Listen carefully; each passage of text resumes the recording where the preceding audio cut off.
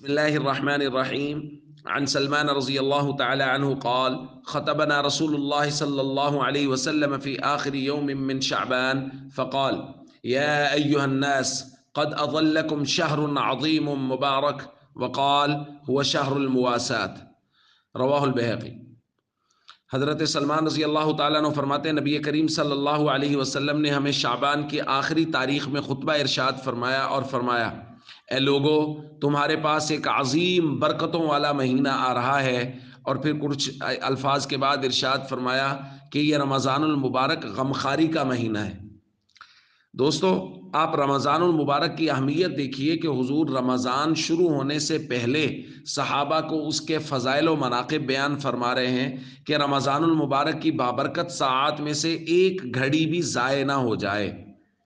اور پھر دیکھیے اس مہینے کے بارے میں خاص طور پہ یہ ارشاد فرمایا کہ یہ غمخاری کا، مواسات کا مہینہ ہے۔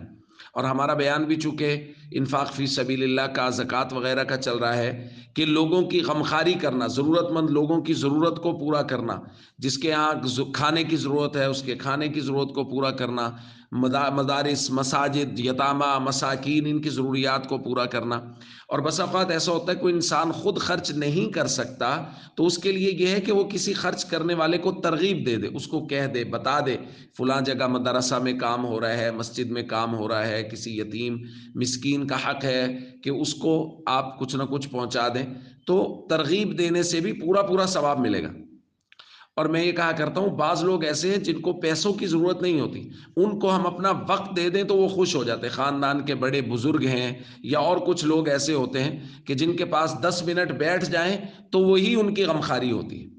تو اس لیے ہم سب کو چاہیے رمضان المبارک کی بھرپور تیاری کریں، ابھی سے اپنے معمولات کو درست کریں، اپنی ایک ترتیب بنا لیں کہ کس وقت میں ذکر کرنا ہے، تلاوت کرنی ہے، اضافی عبادات کا معمول بنائیں، فرائض سے ہٹ کے کچھ عبادات، تاکہ یہ رمضان المبارک کی بابرکت ساعات وہ بہت زیادہ قیمتی بن جائیں۔ السلام علیکم ورحمۃ اللہ وبرکاتہ۔